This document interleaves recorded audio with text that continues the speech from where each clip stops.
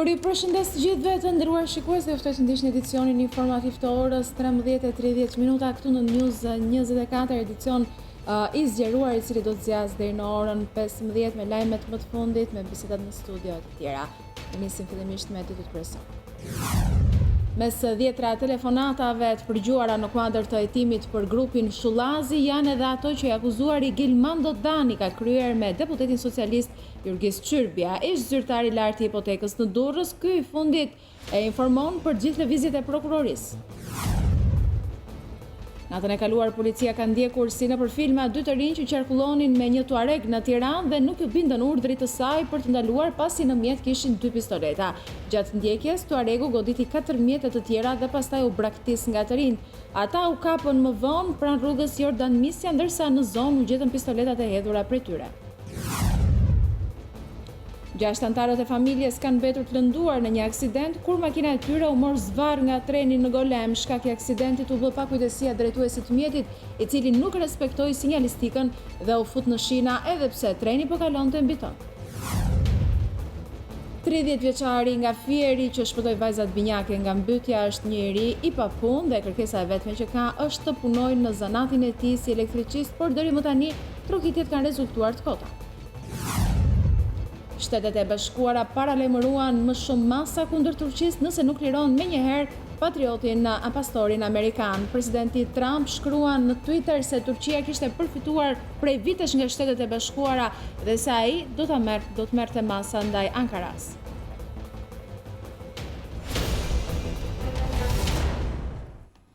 Nisim më gjërësisht edicionin informativ mes 10 telefonatave të përgjuara në kuadër të hetimit për grupin Shullazi. Janë edhe ato që akuzuari Gilmando Dani ka kryer me deputetin socialist Jurgis Çyrbia, ish zyrtar i lartë i hipotekës në Durrës, ku ky i fundit e informon për gjithë lëvizjet e prokurorisë. Pas një hetimi të nisur kryesisht në shkurt të 2016, prokuroria për krime të rënda vuri në përgjim dhe vëzhgim Emiliano Shullazin dhe miqtë e tij. Mes 10 telefonatave të përgjuara, 2 prej tyre tërhoqën vëmendjen e prokurorëve. Në rrjetën e përgjimeve kishte rënë Jurgis Çyrbia, ish zyrtar i lartë i hipotekës në Durrës, aktualisht deputet i Partisë Socialiste. Referuar dosjes hetimore rezulton se menjëherë sapo një oficer i policisë gjyqësore zbarkoi në zyrat e hipotekës në Durrës për të sekuestruar praktikën e regjistrimit të ish Hotel Volgës, Çyrbia telefonon Gilmando Danin, i konsideruar si krahu i djathtë i Shullazit.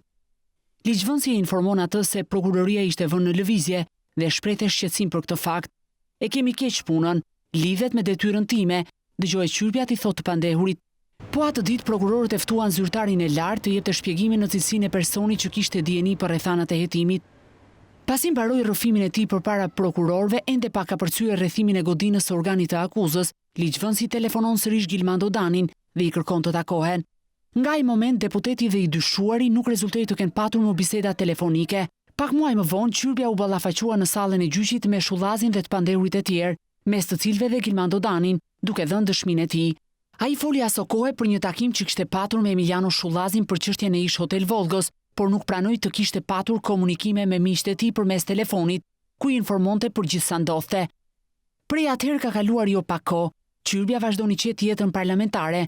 Ndërkohë Shullazi dhe miqtë e tij, ndaj të cilëve rëndojnë akuza të rënda, si gjobvënia apo shkatërim prone me eksploziv, presin shtatorin për të dëgjuar pretencën e prokurorisë.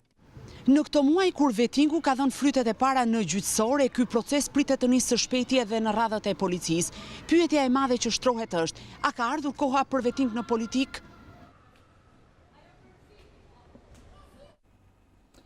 Natën e kaluar policia ka ndjekur si nëpër filma 2 të rinj që qarkullonin me një Tuareg në Tiranë dhe nuk u bindën urdhrit të saj për të ndaluar pasi kishin 2 pistoleta pa leje. Gjatë ndjekjes, Tuaregu goditi 4 mjete të tjera dhe pastaj u braktis nga të rinj. Ata u kapën më vonë pranë rrugës Jordan Misja, ndërsa në zonë u gjetën pistoletat e hedhura prej tyre. Një incident i rënd ka ndodhur mbrëmë në Tiranë në rrugën pranë burgut 313, rreth mesnatës një patrull policie i ka bërë me shenjë një makinë tip Tuareg të ndalonte për kontroll, por drejtuesi i saj nuk i është bindur urdhrit dhe ka vijuar rrugën, gjatë së cilës ka përplasur 4 mjete të tjera. Vetëm në mesditën e së premtes policia e konfirmoi ngjarjen Sipas saj, një natë më parë, rreth orës 23:20, një patrullë e policisë së Tiranës i bëri shenjë një mjeti tip Tuareg të ndalonte për kontroll. Shtetasit Gentian Kociu që drejtonte mjetin dhe Ervin Kodra pasagjer nuk janë bindur shenjës së ndalimit të forcës së posaçme shigjeta, pasi mbanin me vete 2 armë zjarri pa leje, por janë larguar me shpejtësi duke u bërë burim aksidenti e duke u përplasur edhe me 4 mjetet të tjera në rrugë të cilave ju shkaktoi dëme materiale. Pas kësaj dy të rinjt braktisën mjetin dhe u larguan me vrap nëpër rrugica për t'i shpëtuar policisë. Është pikërisht ky vend i ngjarjes ku mjeti tip Tuareg përplasi mjetin tip Passat pasi një ndjekje të gjatë nga policia.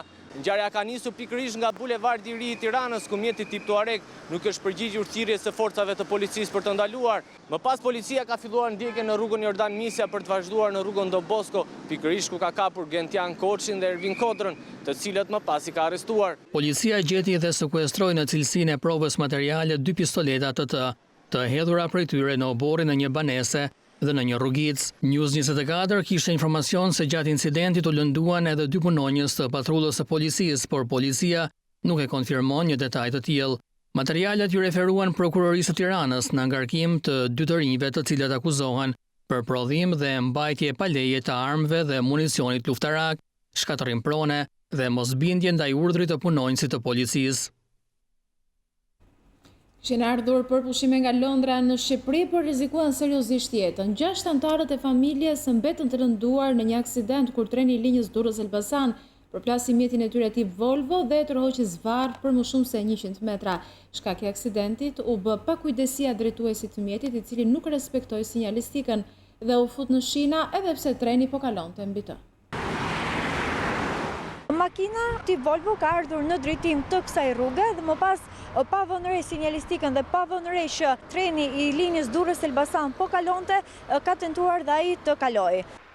Edhe pse treni ishte duke u afruar, drejtuesi i mjetit vendosi të shkel rregullat e qarkullimit dhe të kalojë mbi shina, duke rrezikuar seriozisht jetën e vet dhe të 5 anëtarëve të familjes së tij. Ngjarja u shënua rreth orës 9 së premtes në zonën e shkëmbit të Kavajës, në afërsi të stacionit hekurudhor të Golemit. Edhe pse kishte një shenjë që tregonte se rruga dytësore kryqëzohej me rrugën e trenit dhe ky fundi dukej se po afrohej, mjeti tip Volvo vazhdoi rrugën dhe në një moment fatkeq u takua me trenin. Volvoja me targa angleze që drejtohej nga 40 vjeçari Bardhul Cenalia u mor zvarr nga treni i linjës Durrës-Elbasan për më shumë se 100 metra. Treni që lëvizte drejt Elbasanit e mori përpara mjetin deri në çastin e frenimit të plot, duke i shkatruar parakolpin dhe duke lënduar lehtë të gjithë personat që ndodheshin në të. Ky vend është i pajisur me të gjithë sinjalistikën e nevojshme, por me sa duket drejtuesi i automjetit tip Volvo është treguar i pakujdesshëm dhe nuk ka vënë re sinjalistikën, e cila tregonte pra kujdes sepse këtu kalon edhe treni. Brenda në makinë kanë qenë 6 pjesëtarë të një familje, ku 4 prej tyre kanë qenë fëmijë dhe 2 prej të cilëve prindërit. Fatmirësisht 6 anëtarët e familjes Senalia, 2 bashkëshortët dhe 4 fëmijët, nga 2 deri në 8 vjeç, mundën të shpëtojnë me lëndime të lehta. Mos respektimi i rregullave të qarkullimit rrugor mundi kishte kushtuar shumë familjes shqiptare nga Londra, e cila ishte kthyer në Shqipëri për pushime. U tregua hero, por jeton si një njeri thjesht, madje me shumë probleme sociale financiare. 30 vjeçari nga Fieri që shpëtoi vajzat binjake nga mbytja është i ri, pa punë dhe kërkesa e vetme që ka është të punojë në zanatin e tij si elektricist, por deri më tani trokitjet kanë rezultuar të kota. U bë heroi të gjithëve për aktin e tij pasi i shpëtoi nga mbytja 2 vajza binjake, por jeta e përditshme e Ardimir Muratajt nuk është ajo një super njeriu. Ai është një 30 vjeçar nga Fieri që nuk ka punë dhe vijon të jetë në kërkim të saj. Me probleme të shumta sociale, papunësi në familje, i riu ka trokitur her pas here në shumë dyer për të gjetur një vend pune si elektricist, zanat që e zotëron, por ka rezultuar pa fat.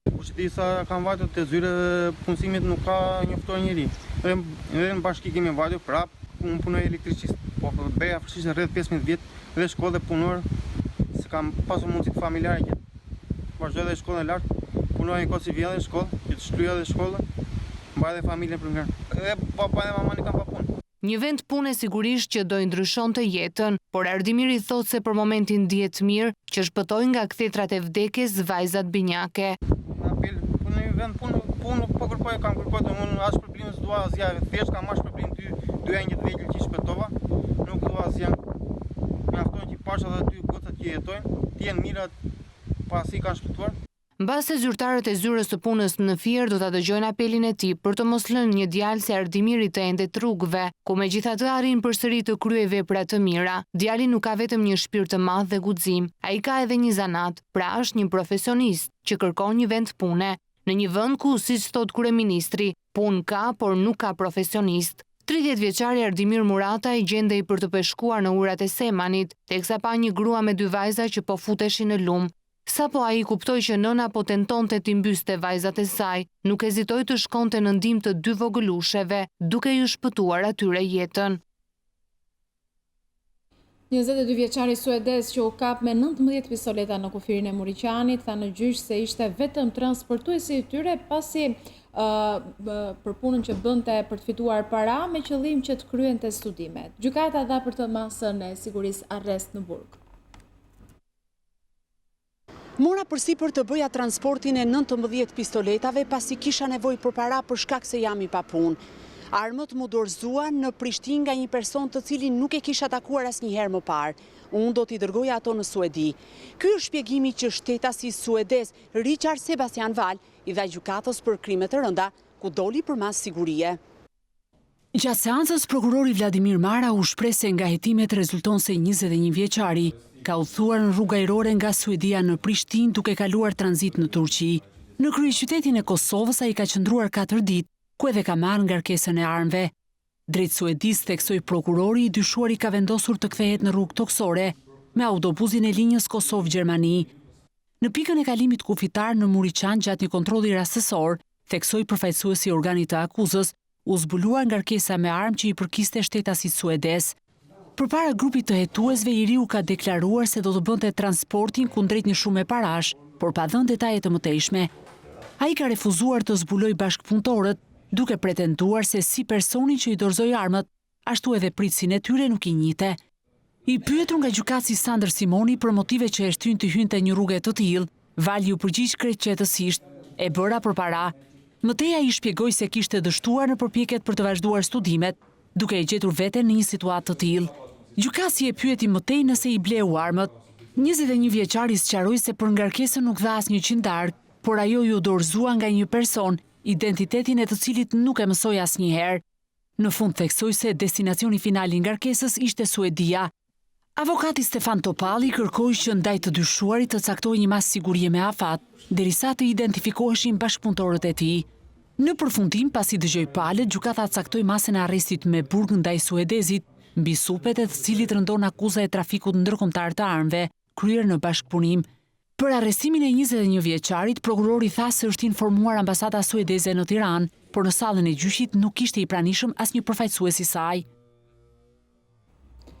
Tentoi të kalonte 6 kg shash me automjetin e tij në portin e Durrësit, kapet në flagrancë një shtetas italian. Pas kontrollit të ushtruar në makinën e Fiat të 60 vjeçarit Piero Mormina, policia kufitare gjeti sasinë e marijuanës të fshehur në pjesën e poshtme të mbrapakolpit. 60 vjeçari italian u arrestua nga policia dhe do të hetohet për veprën penale trafikimi lëndëve narkotike. Arritet përdorimi i lëndëve narkotike nga të rinjt në qytetin e Pukës. Është ky alarmi i banorëve të qytetit verior, të cilët apelojnë policinë e shtetit të veprojë për të shkatëruar grupet e shpërndarësve të lëndëve narkotike. Edhe pse një qytet i vogël, të rinjtë e Pukës janë të rrezikuar seriozisht nga përdorimi i drogave. Grupe shpërndarësish veprojnë sipas qytetarëve të pashqetësuar nga askush, ndërsa ky fenomen po kthehet në rrezik për brezin e ri. Është një fenomen jashtëzakonshëm, shumë i dëmshëm për shoqërinë tonë. Janë të rrezikuar të rinjtë e Pukës? Mendoj që po. Tani unë se di mirë, po më thashë se me thonë se azër me gjetë një ose di që nuk e konsumojnë. Edhe normalisht nuk do koment, sepse rrethinat e qytetit masditin i ke me gjithë të rritë, grupe. Të cilët përdorin në Përdorin. Fatkeqësisht është i smuri me për keqe për këto të rritë. Është mos e vërtet që rrezikohet brezëri. Droga është gjë e keqe shumë për brezëri. Për këto po, për brezëri mos i përfillon keq. Mirë, nuk ka kjo punë të se sa më policia në shpuna saj. Po për ne shqetësim është. Qytetarët e Pukës i apelojnë policisë së shtetit të japë fund heshtjes ndaj këtij fenomeni dhe të veprojnë ndaj shpërndarësve dhe përdoruesve. Duhet shiku mirë domethënë sepse këtë punë ka më shumë kjo reani domethënë, më interesu domethënë, ka mosha që merren. Qoftë mosha adoleshente, qoftë edhe i qik të rritun, se po përdorin edhe të rritunit, do të evidentohen dhe të merret shumë masa ndaj ta.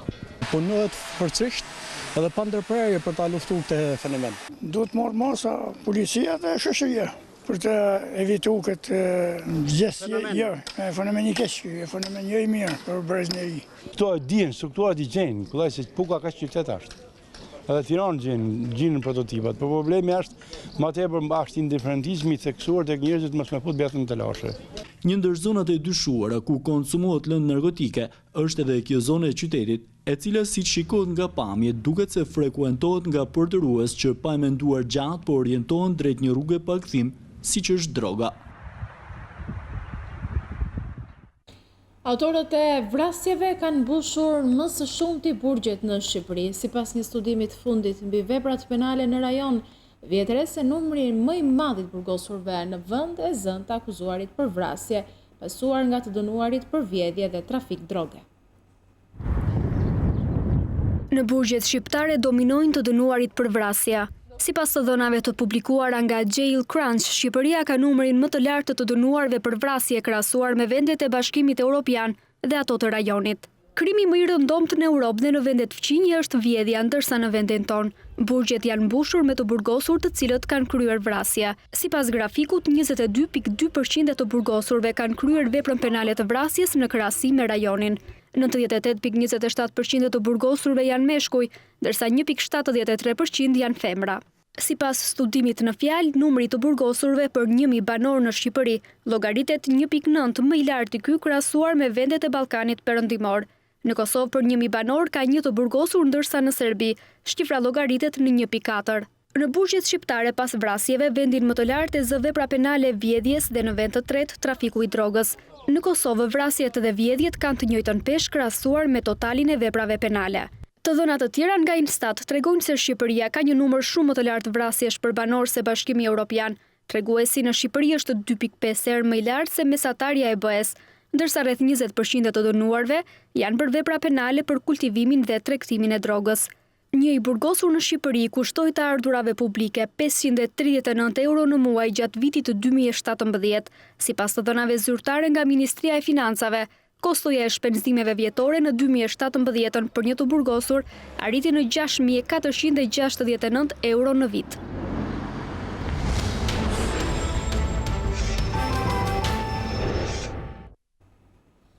Presidenti i Serbisë Aleksandar Vučić është shprehur se nëse gjithçka do të shkojë ashtu sikurse është parashikuar, më 9 shtator do të shkojë në Kosovë. Nëse gjithçka është në rregull, më 9 shtator do takojë serbët në Kosovë, tha ai.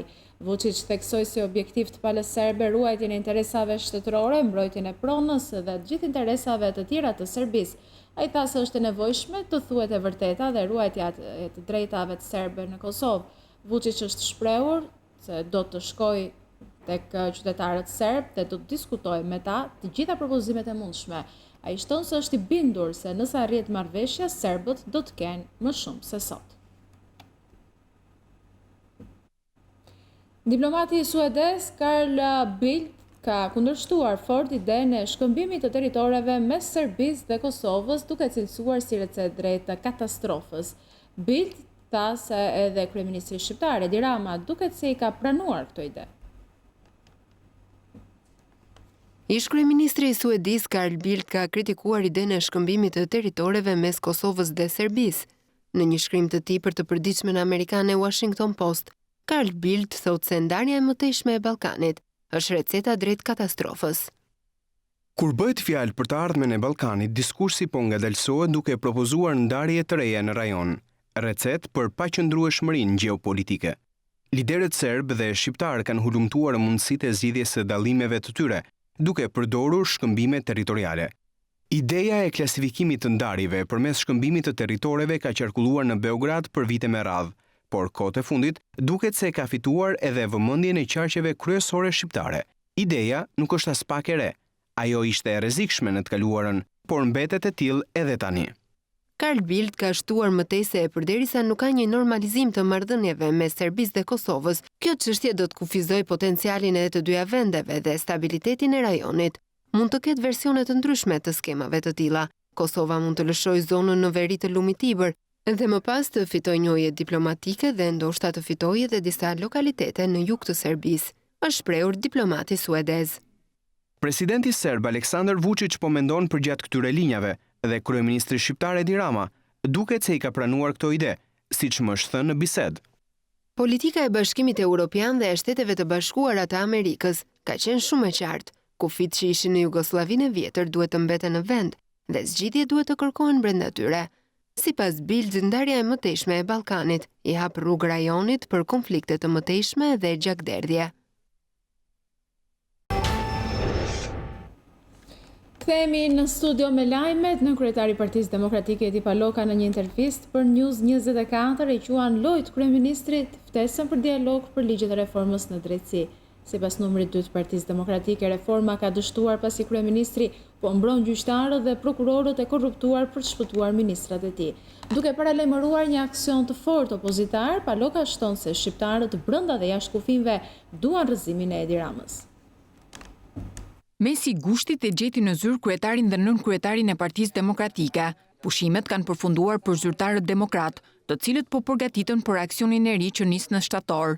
Një ftesë e hapur për dialog, mazhoranca e la të hapur për opozitën sesionin që shkoi, por Edi Paloka i shet thirrjet për tryeza si lojë të Edi Ramës. Për çfarë duhet tryeza? Ne i kemi renditur pikat se si mund të rikthehet reforma drejtësi në binarët e saj kushtetuese. Sot kalon Vorani për shkak dhe nuk kalon një tjetër. Ne nuk marrim përsipër të mbrojmë asnjë gjyqtar, asnjë prokuror nga ata që janë larguar prej KPK-s, por ama shohim që fatkeqësisht me të njëjtat dëna, madje edhe më keq se aq. Gjyqtarët janë edhe më të korruptuar. Kanë kaluar. Pse? Sepse kështu ka dashur Edi Rama. Ato ftesat pastaj për bashkëpunime, ato janë thjesht lojrat e zakonshme të Ramës që Opozita premton surpriza dhe aksion të fortë si brenda dhe jashtë parlamentit. Megjithatë, numri 2 i Partisë Demokratike rezervohet në detaje. Aksioni opozitar do të vazhdojë në shtator dhe gjatë gjithë kohës deri sa ne të arrijmë qëllimin që e kemi vënë prej kohësh dhe që është largimi i kësaj qeverie. Mira demonstrues kanë mbushur rrugët e Bukureshtit për të kërkuar dorëheqjen e qeverisë rumune të socialdemokratëve, por apresim një skenar rumun edhe në Shqipëri. Që shqiptarët duhet ngrihen protesta, mendoj që nuk ka më ndryshim për askënd. Pastaj paralelet me Rumaninë janë pak, ka ca ndryshime, nuk mund të kërkojmë që të njëjtën gjë të bëjnë emigrantët shqiptarë. Jemi sinqertë sepse shumica e emigrantëve shqiptarë janë pa letër, që këtu fillon diferencimi, por jam i bindur që kërkesën për ndryshimin, rrëzimin e kësaj qeverie kanë shqiptarët si brenda dhe jashtë kufive.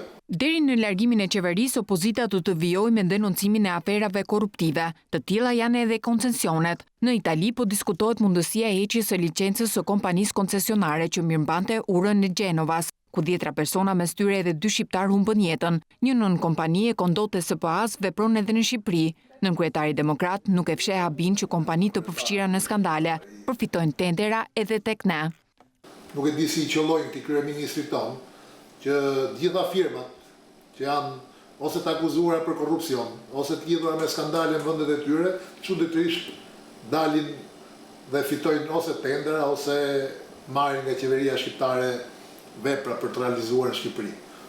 Është një rastësi e çuditshme në fakt, por kjo është. Edhe njerë për PPP thash, ato janë akti pastër korruptiv në Shqipëri dhe jo pse e kërkon opozita, por sot ja kërkojnë gjithë institucionet ndërkombëtare, përfshirë departamentin e shtetit që këto të ndërpritën. Rama duket që nuk e ka ndërmend, sepse është mënyra se si ai po vjen dhe po grabit shqiptarët. Paralelisht me aksionin opozitar, demokratët po përgatiten për zgjedhjet në parti, të cilat u shtyn për në vjesht për shkak të zhvillimeve politike. Bashkia e Tiranës ka nisur ndërtimin e plot rrugës Fajkonica, për të cilën po përdoret një koncept i ri në infrastrukturë, ku asfalti është zëvendësuar me kaldrëm. Kryebashkiaku i Tiranës tha se kjo rrugë do të shërbejë edhe për panajire, ndërkohë që investimet do të shtrehen në çdo lagje të kryeqytetit. Segmenti që lidh stadiumin Qemal Stafa me Fakultetin e Gjeologjisë është kthyer në një nga rrugët më të bukura të Tiranës, e cila shërben edhe si pedonale. Kryetari i Bashkisë së Tiranës, Erion Veliaj, inspektoi punimet e kryera, teksa tha se ndërtimi i kësaj rruge tregon se gjërat bëhen më mirë kur mbi to vihet dorë. Në këtë rrugë kemi parë të gjitha, nga grupet mos ma prek parku, mos ma prek teatrin, mos ma prek rrugën, mos ma prek këtë, mos ma prek atë, sepse me sa duket për disa njerëz të jetuarit në mizerje është stil jete, ndërkohë aspirata e qytetit është dalim nga mizerja, të jetojmë më mirë, dhe gjërat bëhen më mirë jo kur nuk i prek, por kur i prek.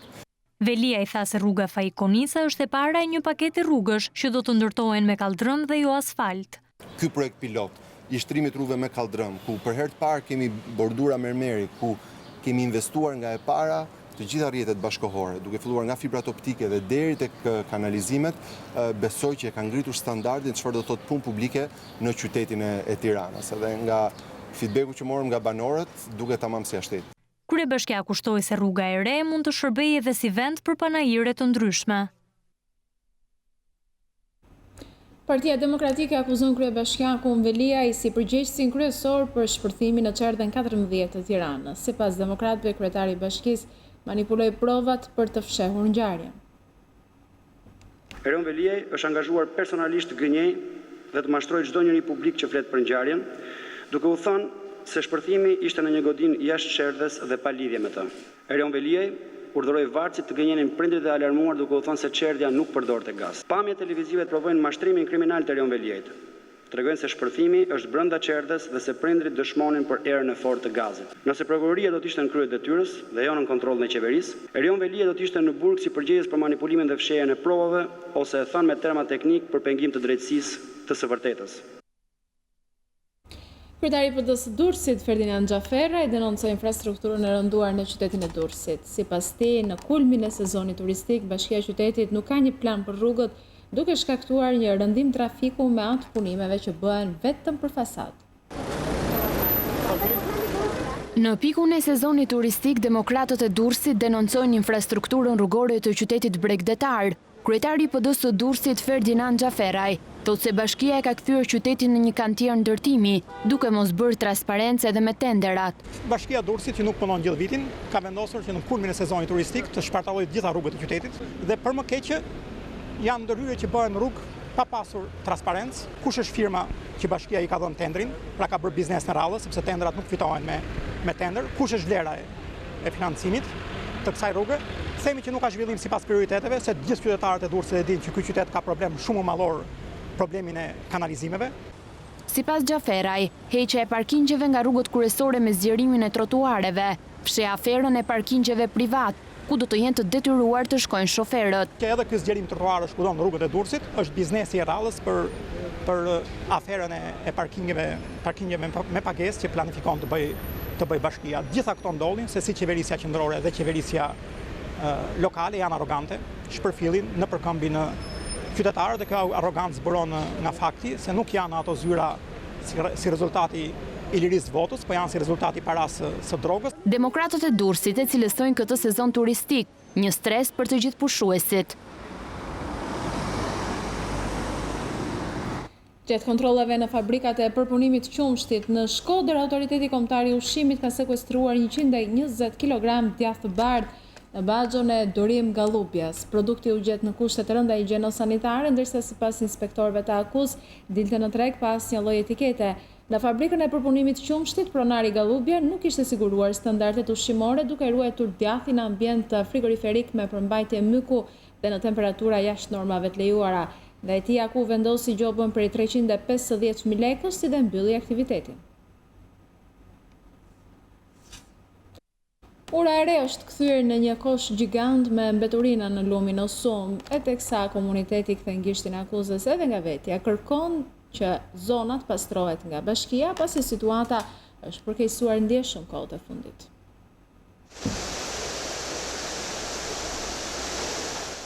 Institucionet vendore, qytetarët dhe bizneset të pandërgjegjësuar për efektet e ndotjes, vazhdojnë prej më shumë se 2 dekadash të përdorin luminosum, si kosh mbeturinash duke shkatruar florën dhe faunën. Ndotja masive vijon të jetë armiku kryesor i lumit.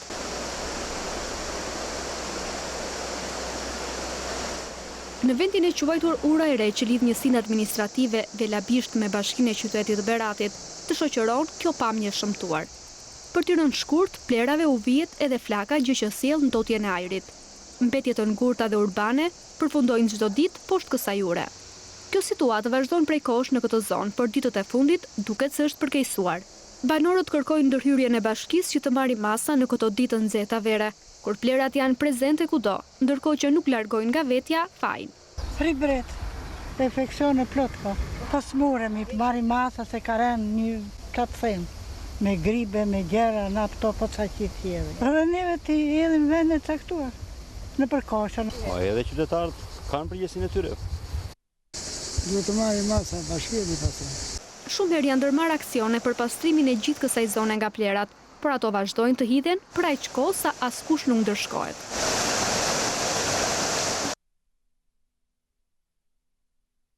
Duna plot mbeturina, 4 pushues dhe një panoram të shëmtuar janë ato që ka ofron plazhi i Bizës në Durrës. Plazhit nuk i ka mbetur asgjë nga shkëlqimi i dikurshëm, ndërsa sot mban rekordin si plazhi më i ndotur në zonë. Naim Vati prej vitesh frekuenton plazhin më të braktisur të Durrësit. Plazhi i Bizës është i mbytur në plera prej vitesh. Duna të tëra me plera gëlojnë në këtë plazh dhe nuk ftojnë pushues të tjerë përveç grupit shoqëror të Naimit. Mbetje spitalore që sjell lumishëm, kanaçe, mbeturina ushqimesh, shishe dhe qese plastike. I bëjnë karqellok çdo kujt që i bie rruga në veri të Durrësit. Ne që të shikojsh të dhemin syt me e pa.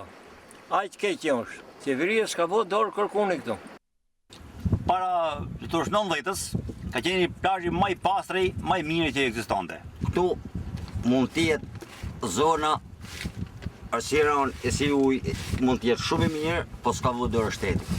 Këtu kur të vish këtu na vjen shumë i mirë, ajri i pastër. Këtu në mjedis spitalore kam pa. Këtu mund të ketë tonelata pagure në mjedis spitalore. Unë kam në 2 orë të pastroj ven, heko kam çadrën, kam në 2 orë të pastroj ven. Dikur plazhi i Bizës frekuentohej nga qindra pushues. Sot një kasole improvizuar mbledh ata që kujtojnë kohën kur plazhi gëlonte nga pushuesit. Thonë se nuk kanë mundësi të paguajnë nëpër plazhet private e detyrohen që plazhin ta bëjnë këtu, në mes të plerave. Nuk ina bose me shku me marrë atje shazllon ose me bëj shefe me marrë pjat pesh 20-30 lekë. Ne jemi pa ta karte me shku në për plazhet luksoze. Vim që to se jemi me speletroz. Mbani pastër mjedisin, ka shkruar Naimi në një copë kartoni. Ti ngëllon ironike pasi instancat përkatëse e kanë haruar plazhin që noton mes mbeturinave. Dikur një zonë e pushtuar nga mbeturinat, ndërsa sot rikthehet në shërbim të qytetarëve. Kodra e Hanit Hotit në Puk i është nështruar një nismë pastrimi nga Bashkia e Qytetit dhe sot është ndëruar në ambient pushues për banorët e zonës. Bashkia e Pukës po kthen në dispozicion të qytetarëve dhe vizitorëve një tjetër hapësirë ndër më të bukurat e qytetit, e cila ndër vite ishte zënë nga mbeturina dhe bimësia e egër. Kodra e Hanit tashmë ka një pamje tjetër, duke u shtuar zonave ku qytetarët mund të kalojnë kryesisht pasditet në ajrin e pastër dhe freskinë që të ofron Puka në këto ditë të nxehta vere. Krahas pastrimit janë vendosur stola dhe kosha mbeturinash në dispozicion të qytetarëve që frekuentojnë këtë zonë. Gjithçka që bën Bashkia Puk është për zhbllokimin e hapësirave që i ka pas të kufizuar deri para pak kohësh, sot po i kthehet qytetarit me një tjetër performancë që do të thotë funksioni i saj do kthehet tamam atraktiv. Ku kjo sipërfaqe që shikoni këtu, ka kanë mbuluar me ferra dhe murriza, gjë për cilin edhe kafsh nuk kanë kalu, sot me kënaqësi të madhe. Grup mosha të ndryshme, duke filluar nga fëmia deri tek të moshuarit, vinë argëtohen. Kjo është një pjesë dhe ne do vazhdojmë në mënyrë të vazhdueshme periodikisht për të hesë gjitha këto objektiva që ne i kemi pas për t'i kthyer në favorin e qytetarit. Kreu i Bashkisë së Pukës kërkoi dhe kontributin e qytetarëve për të mirëmbajtur stolat dhe elementet e tjerë infrastrukturor. Ajo që na linë ne për detyrë si qytetar është që ne sodisim këtë natyrë kaq qetë kaq bukur, por edhe ta mirëmbajmë, sepse këto stola kanë një kosto. Është heq nga buxheti i bashkisë, janë heq shumë shërbime për të krijuar këto kushte. Sot kush nuk do ta dëtë veten këtu për të kontrolluar Pukën e para 3 vjetëve edhe Pukën e sotme. dhe do të thotë, me sinqeritet do thotë, janë bërë ndryshime të mëdha. Krahas pastrimit dhe sistemimit të kodrës Sahanit, në qytetin e Pukës, bashkia ka nisur punën dhe për hapjen e pistës së helikopterëve po në kodrën e Hanit, një domosdoshmëri që i mungon të qytetit, çfarë shpesh ka vënë në vështirësi pilotët, kryesisht në raste të emergjencave shëndetësore.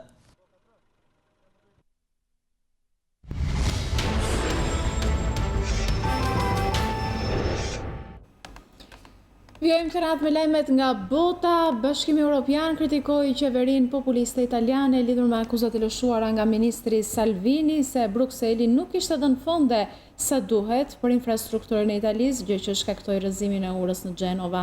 Bashkimi Evropian nënvizoi se faktet tregojnë se buxheti i ndarë për Italinë ishte qenë i mjaftueshëm dhe se e kishin këshilluar disa herë qeverinë në Romë për të përmirësuar infrastrukturën.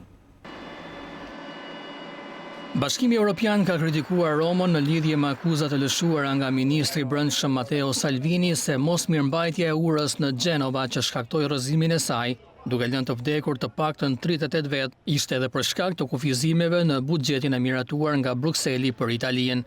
Të mërkurën, Salvini deklaroi se shpenzime që shpëtojnë jetën, vendet e punës dhe të drejtën për shëndetin nuk duhet të jenë pjesë e llogaritjeve të ngurta dhe të rregullave të vendosura nga Europa.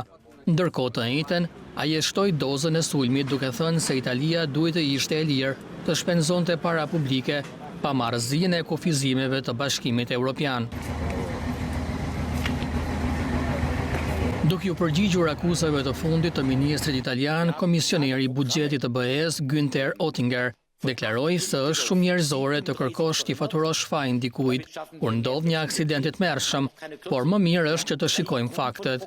Sipas tij, në 7 vite, prej vitit 2014 deri në vitin 2020 për Italinë, është parashikuar një buxhet prej 2.5 miliard eurosh në funksion të infrastrukturës rrugore dhe hekurudhore, 12 miliard euro në të ashtuquajturat fonde strukturore për të ndihmuar rajonet më të varfra, si dhe i është dhënë drita jeshile për të marrë 8.5 miliard euro për shpenzime kombëtare. Në muajin maj, një raport i Bashkimit Evropian mbi Italinë i kërkonte qeverisë në Romë të shpenzonte më shumë në disa fusha, duke përfshirë infrastrukturën. Shpenzimet për ndërtimin dhe mirëmbajtjen e rrugëve në Itali ranë me 62% nga 2007 në vitin 2015, sipas Organizatës për Bashkëpunim Ekonomik dhe Zhvillim. Në Itali vjojnë hetimet për të zbuluar shkaqet e shëmbjes urës Morandi që shkaktoi një tragjedi të rëndë në Gjenova 2 ditë më parë. Ka nga ata që bëjnë fajtor inxhinierin Riccardo Morandi, ndërsa të tjerë akuzojnë lëvizjen pesyet pasi kjo ishte kundërshtarja kryesore e projektit Gronda që synonte të jepte zgjidhje trafikut rënduar mbi urën Morandi. Manca il ponte! Oddio! Oddio! Shembja e urës në Gjenova ka kthyer reflektorët e urrëties drejt inxhinierit që e projektoi, Riccardo Morandi, në nder të cilit ura mori pikërisht emrin e tij. U deshën 4 vite për ndërtimin e urës së lartë. Punimet për urën që u cilësua si një ndër veprat më të rëndësishme në Itali, zgjatën nga viti 1963 deri në vitin 1967. Ura ishte i gjatë mbi 1 kilometër, eksaktësisht 1183 metra, ndërsa e lartë 90 metra. Një lartësi që sipas ekspertëve ka ndikuar mjaft në lëkundjen e strukturave. Versionet e rënjes janë disa duke nisur që prej amortizimit, defektit në konstrukt e deri tek mbingarkesa prej trafikut apo motit me furtunë. Megjithatë, janë të shumtë ata që mendojnë se problemi i ka rënjët që në Zanafill, pra tek inxhinieri Riccardo Morandi, i cili është ndarë nga jeta në vitin 89. Në morinë e kritikave që janë drejtuar ndaj tij, i biri ka thyer heshtjen. Mirëmbajtja e urës nuk është përgjegjësi e inxhinierit. Ura monitorohej për fluksin e trafikut i cili në ditët e sotme është shtuar ndjeshëm. Askush nuk do të hedh balt mbi figurën e babait tim. Ura ishte një ndër veprat më të rëndësishme inxhinierike në vend. Ishte një urë avangard. Sot familja jonë është thellësisht e prekur në radhë të parë për jetët e humbura, bashkomi me dhimbjen e familjeve të viktimave. Megjithatë, ura Morandi ka pasur një histori të gjatë tërsi duke u shoqëruar periodikisht me probleme. Vetëm pak vite pasi u inaugurua, në urë janë kryer rikonstruksione të vazhdueshme. Madje pati edhe nga ata që thanë se shembja e urës do të kushtonte më pak se kostuja e mirëmbajtjes. Por një ndër argumentet që do të shoqërojnë gjatë polemikat politike pas shembjes së urës është projekti Gronda, që synonte ndërtimin e autostradës që do të lidhte Gjenovan me autostradat e veriut dhe do të lehtësonte trafikun në urën Morandi. Projekti u kundërshtua me forcë nga lëvizja e quajtur Jo Gronda dhe lëvizja 5 yjet që sot është në koalicionin qeverisës. Ishte prilli i vitit 2014 kur lëvizja 5 yjet i bënte thirrje gjenovezëve të kundërshtonin projektin Gronda duke cilësuar si një përpjekje për të abuzuar me taksat e tyre. Madje drejtuesit e lëvizjes 5 yjet shpreshin se rreziku për shembjen e urës ishte vetëm një prallë dhe sipas tyre Morandi mund të qëndronte në këmbë edhe 100 vite të tjera. Por fatkeqësisht nuk ndodhi kështu. Ndoshta projekti i shumë kundërshtuar Gronda do të kishte shmangur tragjedinë me 39 viktima që shkaktoi shembja e urës me zitën e zezë të 14 gushtit në Itali. Rrëzimi i urës në Gjenova të Italisë ka rritur frikën në të gjithë Europën në lidhje me gjendjen e infrastrukturës. Franca, Gjermania dhe shumë vende të tjera europiane kanë nisur të analizojnë gjendjen e urave për të shmangur një tragjedi si ajo e Italisë.